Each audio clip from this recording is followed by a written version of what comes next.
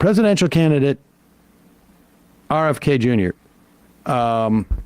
And this is like, particularly like with everything that's going on in Israel right now. And, the attack on what little of democracy remained in Israel. And maybe it's not even, maybe you can't have, maybe that's not even like the right way of framing it. The idea that the fascism and authoritarianism and oppression that has been in practice for decades, aimed at the Palestinian people is now being sort of shifted over to essentially Israelis who do not subscribe to the nationalistic and fundamentalist visions of the government in power in Israel right now. And we've done multiple interviews over the past couple of weeks and months on this. To see RFK Jr. Say this stuff with not only a right-wing rabbi, Shmuley, also like, I mean, this is a guy who was, Michael Jackson's advisor, and there's no reason why Michael Jackson can't have advisors and whatnot. He's like a publicity rabbi. But he is a publicity rabbi. I bumped into this guy, I can't remember when, during Air America days. And the guy is, just a right-winger. Yeah. And to hear Kennedy, and there's reports out. Judd Legum over at Popular Information, the first broke this story, and I guess Politico has picked it up. Half of RFK's PAC money comes from a donor who is a Trump supporter. The other half has come from a guy who has given money to both Republicans and Democrats. But I don't know if you would consider RFK Jr. as just a chaos agent in the Democratic Party. I don't think it's going to be terribly effective, frankly. I contend he is running to be Donald Trump's running mate, frankly. And every day there's more and more evidence of this. There is in no way can you say that RFK Jr. is running to the left of the Democratic Party in just about anything, as far as I can tell. Yeah. And I'm just talking like the mainstream Democrat. I'm talking like Tim Kaine. Yeah. For God's sakes.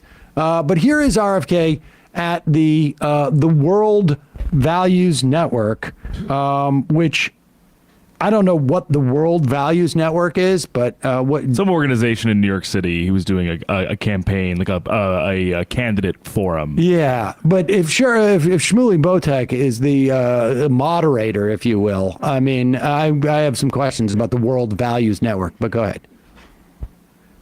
Israel is unique in the Mideast for saying we're only going to attack military targets, and they're very, very disciplined about doing so. Pause it. Lie. All right. Israel called them precision strikes, but civilian homes were hit too, reports the New York Times on May 31st, 2023. Forbes on, May 26, 2021. Israel's bombardment of Gaza. You can scroll down and see what their practice is. Strikes targeting large high-rise building. They will attack where Hamas leaders live. And Hamas leaders live with their neighbors. Remember, Hamas is essentially an open-air prison. There's no military bases where they're all in their barracks. Open-air prison. Was it Reuters? Yeah. I mean, previous bombing that got hit. Yes. Would you say if some government was to bomb where the Secretary of Defense in this country lives, which is not on a military base, or even the generals, was to strike that house with the family in there, would we say that we're not attacking civilians? That's from Forbes. And then Haaretz, just like, in March, talking about Hawara, the pogrom there. They don't have to attack civilian neighborhoods, because what they do is they bring the military in and allow the settlers to attack these neighborhoods. This is just, Amnesty International. You could just go on and on. Incidentally, that first one's from the New York Times. The hippies over at the New York Times. This is just a blatant lie. It's just a blatant lie. Continue. Israel is unique in the Mideast for saying we're only going to attack military targets. And they're to be fair, all he did say was that they say we're only going to attack military. That may be true. They say it. Go. Israel is unique in the Mideast for saying we're only going to attack military targets. And they're very, very disciplined about doing so. Palestine, the Palestinian Authority, in contrast, follows a long tradition of deliberately targeting civilians. So anybody, and not only that, but they have a pay-to-slay policy. That is the official policy of the Palestinian Authority. If you kill a Jew, not a member of the IDF, if you kill any Jew, you are going to get awarded with pay for life. And if you go to jail or you're killed, your family will get payments for life. And the official policy of Hamas is the genocide of all the Jews. Okay, that's also not true. There is that's not a pay to slay. I think you get it for any type of attack. But I got news for you. The IDF, they get paid. Mm-hmm. They get paid. They get paid to occupy. They get paid when they kill Palestinians. They get paid when they basically allow settlers to come in and steal land and destroy homes. They get paid when they bulldoze homes. They get paid for occupying and for maintaining an open air prison with a 50% unemployment rate, with rampant malnutrition. They get paid. Mm-hmm. They get paid too. You kill a journalist, you can get paid and not investigated. Shireen Abu Akleh, the dozens of children killed just this year, Palestinian children. That's just lying.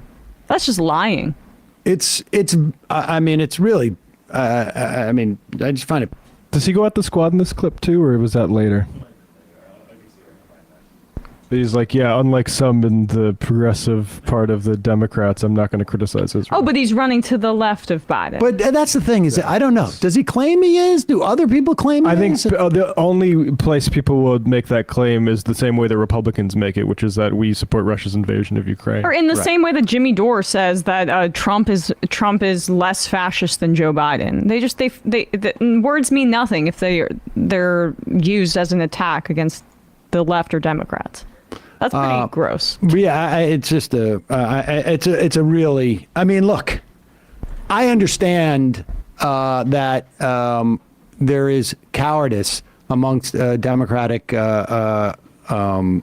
politicians when it comes to Israel. I understand also there are some that are just reactionary on this issue.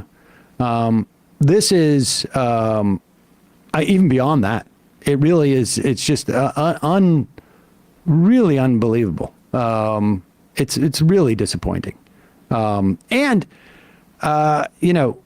spoke to Marone Rappaport yesterday. He sees the opportunity for this special relationship with Israel, because and to say this stuff with what's going on in Israel, like there is no cover. There is no cover for the story of Israel being this special democratic country anymore. It's just, I'm sorry. It's just absurd. You've got the former head of the Mossad.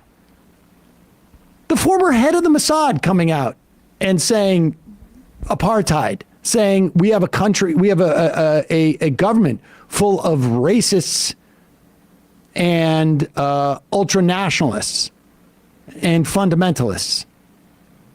It's just, it's It's stunning. On another note, this is just more like an interesting phenomena. Outside of the of this event where RFK Jr. was extolling Israeli democracy and extolling how measured their military is, there's a group called Neturai Karta, and I've mentioned this before, but it's really interesting. And you could actually find this within Israel in a section of Jerusalem called Mea Shearim. There are ultra-Orthodox Jews who believe that the state of Israel should not exist, that Jews should not return to Jerusalem until the Messiah arrives. To be clear, Jews don't believe that the Messiah has come yet, so it's not a return.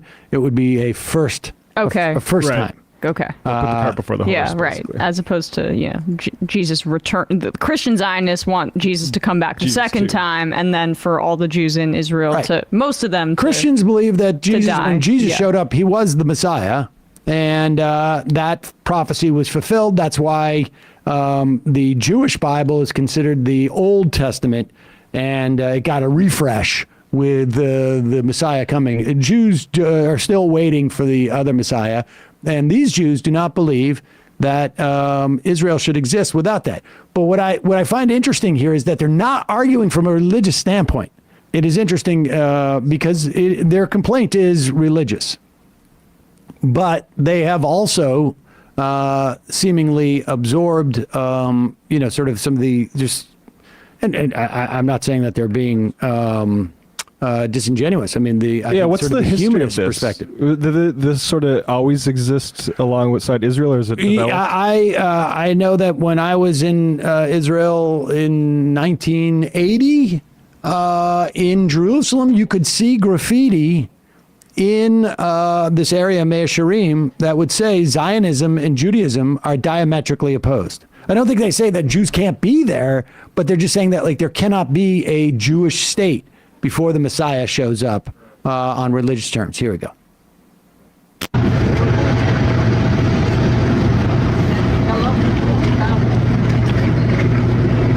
It seemed like the media accused this politician of being anti-Semitic, and now he's trying to prove that he's not anti-Semitic by saying how great Israel is. Does that surprise you? It doesn't surprise me because, like I said, this is the general perception that's given very successfully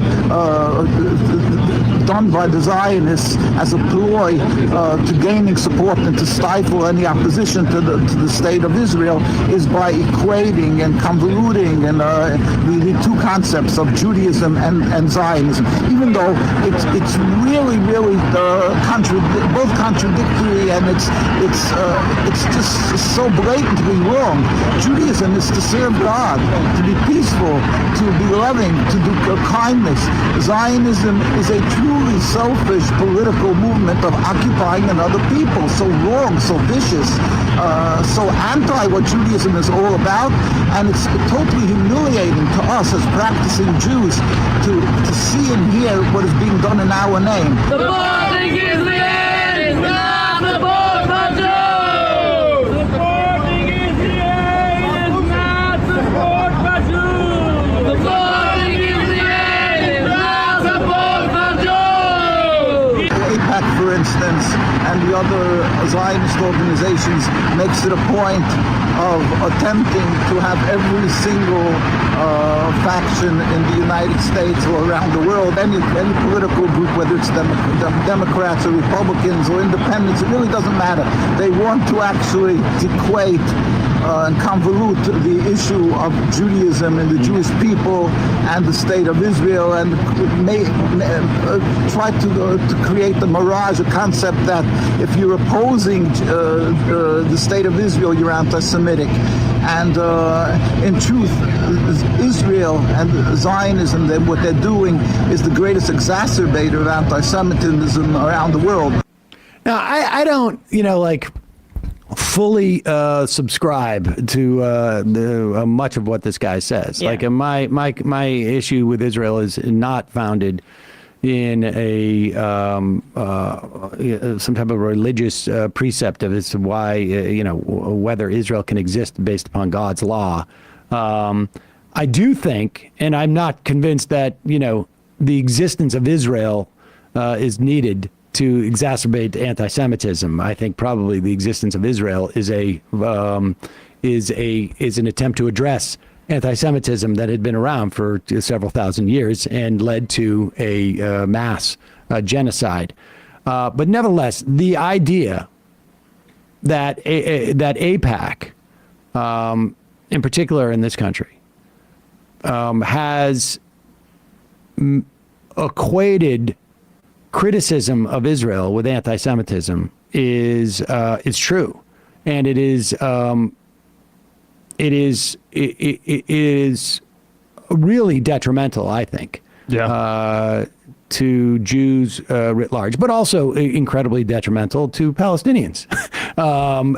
And I do think, though, and one of the interesting things about Meron Rappaport, what he was saying is that it had never really occurred to me that the money, it's one thing to condition the military support and the aid that we give Israel, but that the president has the ability to unilaterally pull back on the cover that we give Israel in international organizations. And in many respects, that is far more important. I mean, I've seen quotes,